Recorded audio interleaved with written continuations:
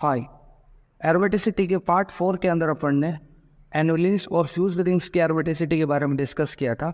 आज अपन quasi aromatic compounds and homo aromaticity compounds के बारे में डिस्कस करेंगे। तो सबसे पहले अपन देखते हैं quasi aromatic compounds. Quasi aromatic compounds, देखिए ये होते क्या है। सबसे पहले तो क्वासी एरोमेटिक कंपाउंड्स क्या होता है, तो दीज आर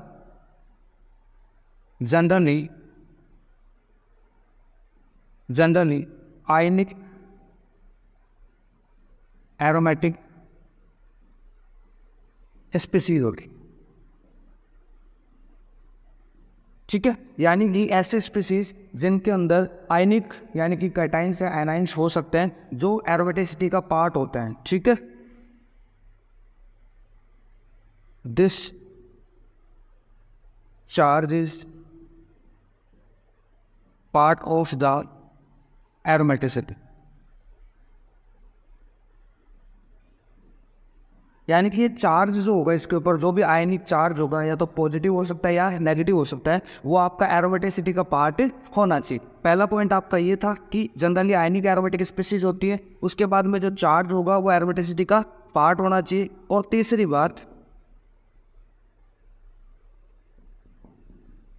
ठीक, quasi aromatic compound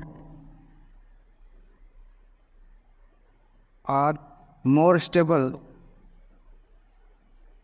than aromatic compounds.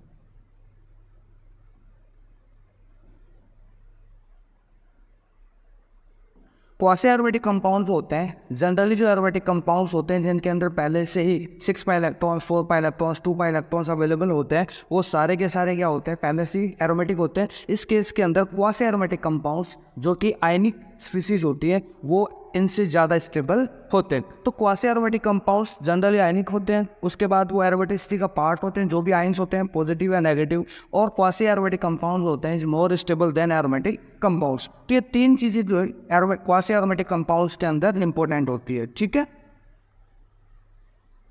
अब इसके एग्जाम्पल से इसको समझते हैं कि किस तरीके से क्वासी एरोमेटिक कंपाउंड्स होते हैं। देखिए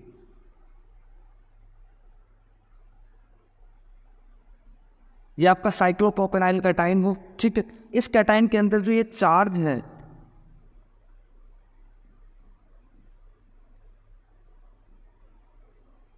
यहाँ पर जो पॉजिटिव चार्ज है, अगर ये पॉजिटिव चार्ज नहीं होता है दैट मीन्स यहाँ पे जो कार्बन होता है वो sp3 हाइब्रिड होगा, और sp3 हाइब्रिड होने की वजह से ये आपका मॉलिक्यूल क्या हो जाएगा, नॉन एरोमेटिक हो जाएगा। लेकिन इसके ऊपर ये चार्ज है, इस चार्ज की वजह से इसके अंदर एरोमेटिसिटी आ रही है, ठीक। ये एरोमेटिसिटी के अंदर पार्ट कर रहा है, ठीक। ये चार्ज इस एरोमेटिसिटी के अंदर पार्टिसिपेट कर रहा है जिसकी वजह से ये आपका मॉलिक्यूल जो है वो क्वासी एरोमेटिक कंपाउंड है, ठीक है। यानी कि ये आपका कैसा है, क्वासी एरोमेटिक, ठीक। अब इसके अंदर देखते हैं, देखिए 2 पाई इलेक्ट्रॉन्स अवेलेबल है, दैट मीन्स आपका कंपाउंड शकल रूल को फॉलो करेगा। एन की वैल्यू मैं क्या कर दूंगा, 0 कर दूंगा। जैसे एन की वैल्यू 0 करूंगा आपके पास में 2 पाई इलेक्ट्रॉन्स आ जाएंगे। प्लेनर भी है, बिल्कुल है। और सारे के सारे कार्बन कैसे हैं, sp2 हाइब्रिड है। दैट मीन्स ये आपका मॉलिक्यूल जो है वो कैसा है, क्वासी एरोमेटिक है, क्योंकि इसके अंदर चार्ज जो है वो आपका किस में पार्टिसिपेट कर रहा है, एरोमेटिसिटी के अंदर पार्टिसिपेट कर रहा है। दूसरा मॉलिक्यूल अपन देखते हैं,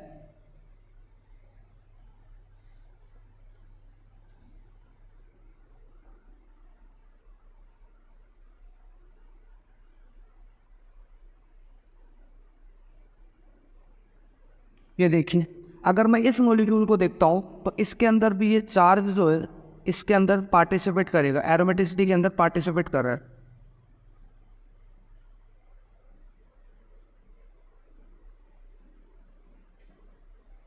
एरोमेटिसिटी के अंदर क्या कर रहा है, पार्टिसिपेट कर रहा है, साथ में 4n+2 रूल को फॉलो भी कर रहा है, देखिए 2 पाई इलेक्ट्रॉन यहाँ पे, 2 पाई इलेक्ट्रॉन यहाँ पे, एक ये आपका लोन पेयर अवेलेबल है या नेगेटिव चार्ज जो है वो इसमें पार्टिसिपेट करेगा, तो ओवरऑल इसके अंदर 6 पाई इलेक्ट्रॉन्स हो जाएंगे। ठीक, प्लेनर भी है और साथ में सारे के सारे कार्बन कैसे हैं, sp2 हाइब्रिड भी है।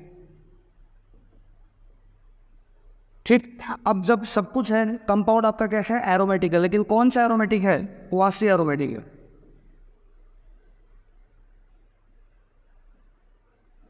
क्वासी एरोमेटिक है ये कंपाउंड, क्योंकि इसके अंदर अगर ये नेगेटिव चार्ज नहीं होगा तो ये कंपाउंड आपका एरोमेटिक नहीं होगा। यानी कि इस नेगेटिव चार्ज का इसकी एरोमेटिसिटी में काफ़ी इंपॉर्टेंट इंपॉर्टेंट रोल प्ले कर रहा है। यानी कि एरोमेटिसिटी के अंदर ये चार्ज पार्टिसिपेट कर रहा है, उसकी वजह से कंपाउंड आपका कैसा है, क्वासी एरोमेटिक कंपाउंड है। ठीक, चार्ज अगर हटा देंगे तो ये कंपाउंड आपका कैसा हो जाएगा, नॉन एरोमेटिक या फिर एंटी एरोमेटिक हो जाएगा। ठीक है,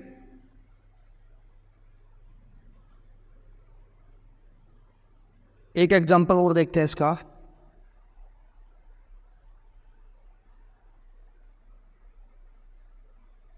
ट्रोपोनियम कैटायन, ये देखिए इसके अंदर भी आपके 6 पाई इलेक्ट्रॉन्स अवेलेबल है, प्लेनर भी है। ठीक है, और सारे के सारे कार्बन sp2 भी है। साथ में ये चार्ज आपका किस में पार्टिसिपेट कर रहा है, एरोमेटिसिटी में। ये चार्ज किस में पार्टिसिपेट कर रहा है, एरोमेटिसिटी में पार्टिसिपेट कर रहा है। दैट मीन ये आपका कंपाउंड कैसा है, क्वासी है, और साथ में क्वासी के एरोमेटिक भी है। ठीक है, ये अब देखिए क्वासी एरोमेटिक कौन कौन से हो सकते हैं। जैसे आपको 2 कंपाउंड दिए गए हैं, उनमें से अपन कैसे डिटरमाइन करेंगे कि ये क्वासी है, ये नॉन क्वासी है। जैसे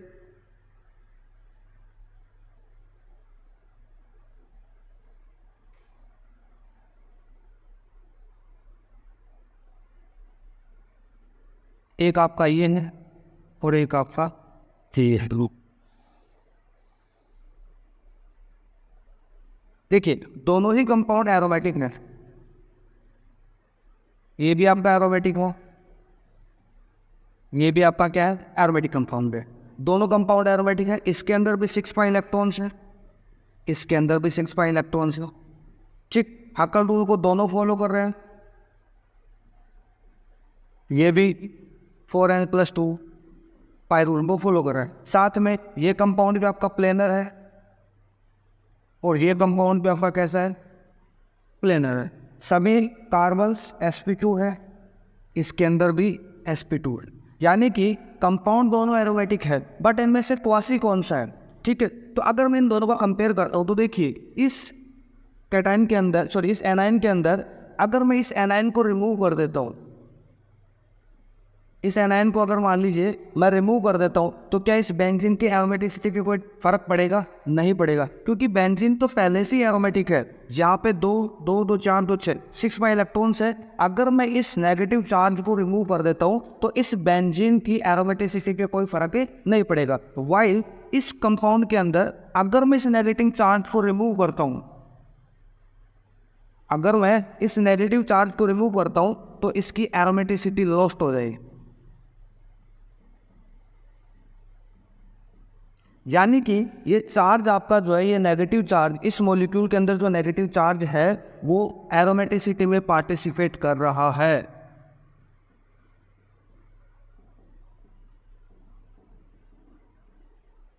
यानी कि इसकी एरोमेटिसिटी के अंदर वो एक इम्पोर्टेंट रोल प्ले कर रहा है। इसकी वजह से ये कंपाउंड आपका क्वासी नहीं होगा,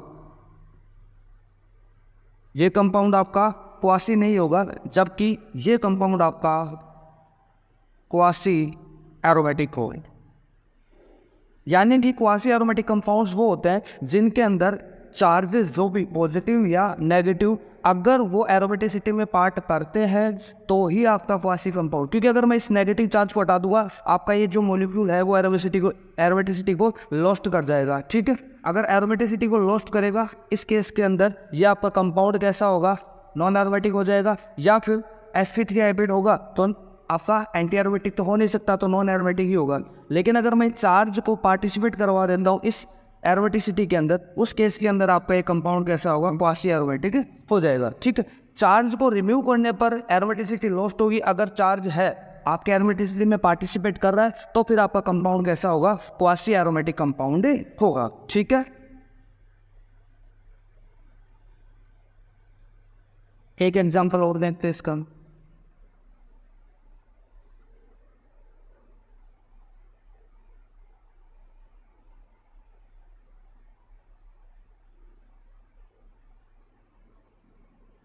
ये लीजिए बेंजील कैटायन आपका, यहाँ पे मैंने लिया है प्रोपोलिन।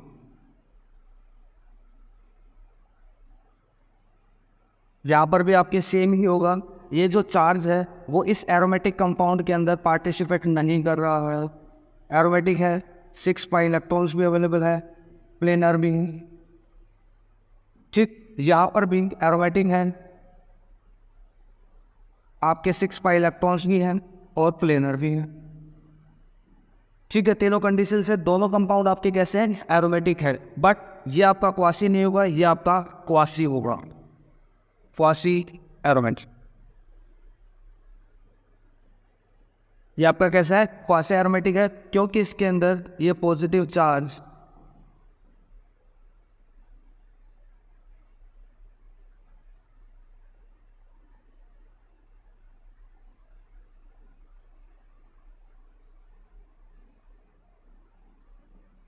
Participate in एरोमेटिस।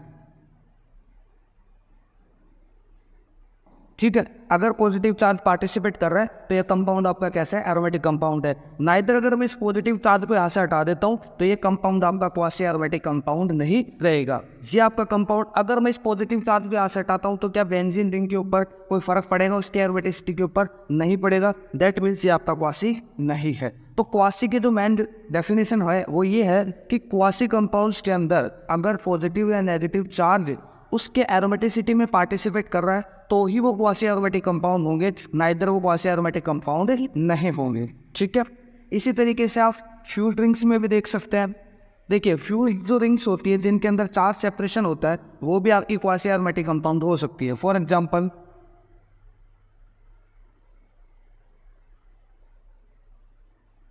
जैसे एक कंपाउंड है,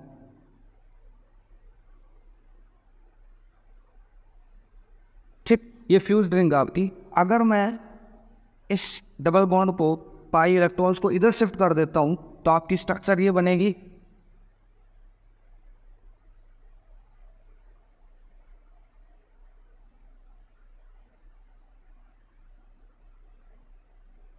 इस पे नेगेटिव चार्ज, इस पे पॉजिटिव चार्ज। क्योंकि फ्यूज रिंग्स वाले रूल के अंदर अपने को पता है कि दोनों जो फ्यूज रिंग्स है, दोनों रिंग्स आपकी क्या होनी चाहिए, एरोमेटिक होनी चाहिए। देखिए, ये भी एरोमेटिक है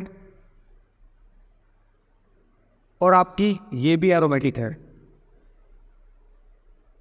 यानी कि ओवरऑल सिस्टम आपका कैसा है,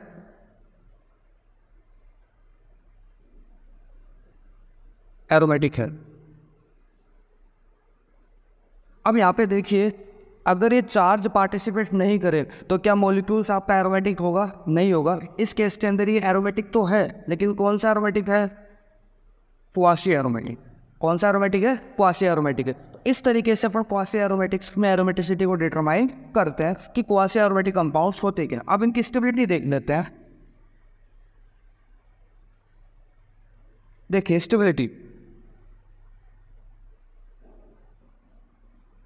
स्टेबिलिटी के अंदर क्वासी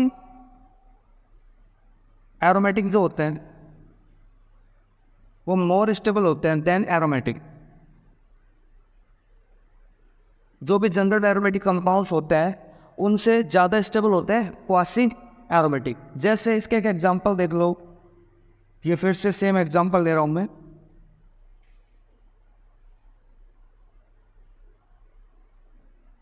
ये नेगेटिव चार्ज, इस पे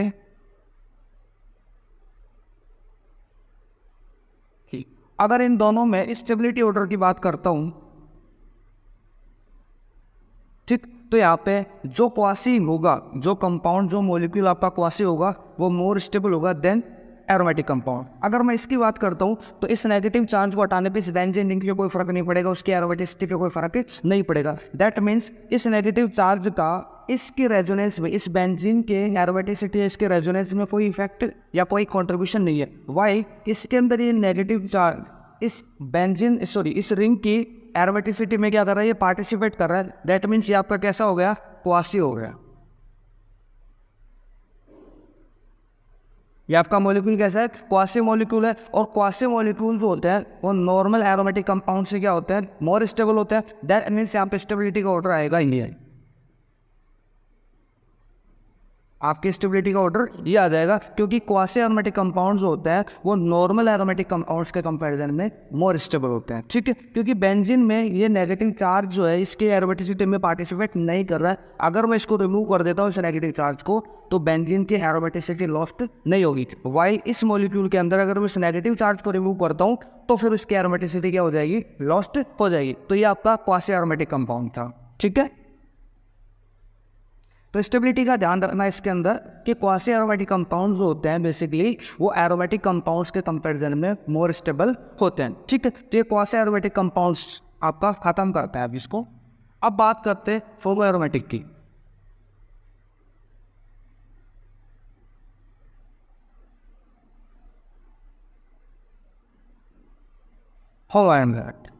होमो एरोमेटिक जो कंपाउंड्स आपके होते हैं एक्चुअली ये sp3 जो हाइब्रिड कार्बन होता है उसके इंटरेक्शन की वजह से प्रोड्यूस होते हैं। यानी कि किसी मॉलिक्यूल के अंदर अगर sp3 हाइब्रिड कार्बन है तो वो कंपाउंड भी आपका एरोमेटिक हो सकता है, लेकिन उसके लिए कुछ केसेस हैं। जैसे यानी कि इसके अंदर sp3 हाइब्रिड कार्बन जो होता है वो इंटरेक्टेड होता है।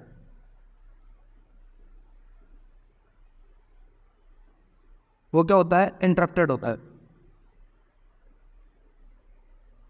ठीक है, अब होमो एरोमेटिक के अंदर अपन देखते हैं इसका एक एग्जांपल, ये इसका क्लासिकल एग्जांपल है।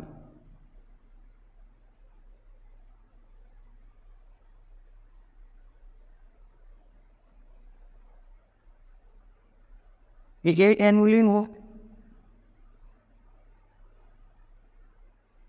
या फिर इसको बोलते हैं साइक्लो ऑक्टा टेट्राइन।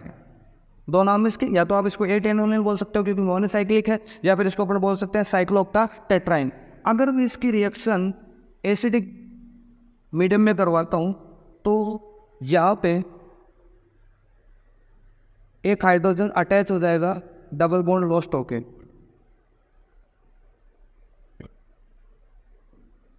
ठीक है, इस तरीके से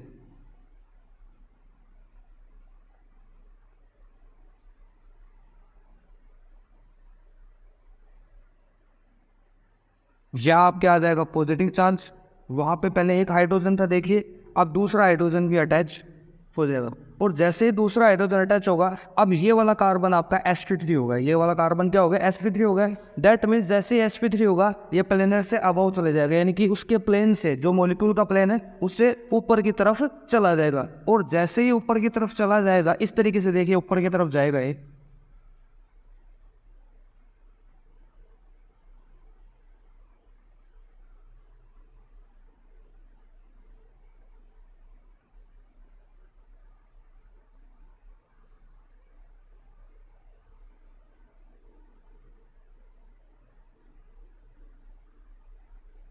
एक नंबर कार्बन, ये 2, ये 3, 4, 5, 6 और 7, और यहाँ पे आपके हाइड्रोजन।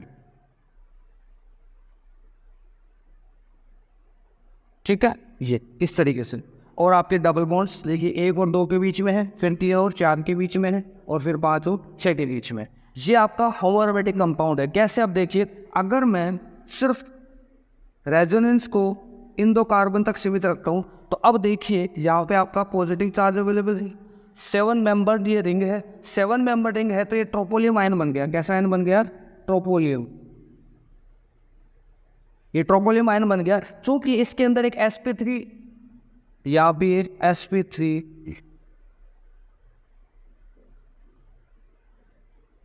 Hybrid carbon. ठीक, क्योंकि इसके अंदर एक sp3 हाइब्रिड कार्बन भी है जिसकी वजह से ट्रोपोलियम आयन नहीं होती, इसके नाम के आगे क्या लग जाएगा, होमोट्रोपोनियम। यानी कि आपका ये जो मॉलिक्यूल है अभी क्या कहलाएगा, होमोट्रोपोलियम कहलाएगा या होमोट्रोपोलियम एरोमेटिक कहलाएंगे।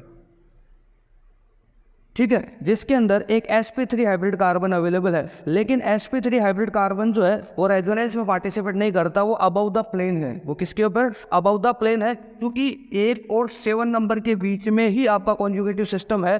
उस केस के अंदर ये आपका कंपाउंड कैसा कहलाएगा, होमो एरोमेटिक कंपाउंड कहलाएगा। आज का ये टॉपिक एरोमेटिसिटी का अपना खत्म हो चुका है, जिसके अंदर अपन ने फाइनल जो टॉपिक्स है आपके क्वासी एरोमेटिक कंपाउंड्स और होमो एरोमेटिसिटी को डिस्कस किया है। Thank you so much.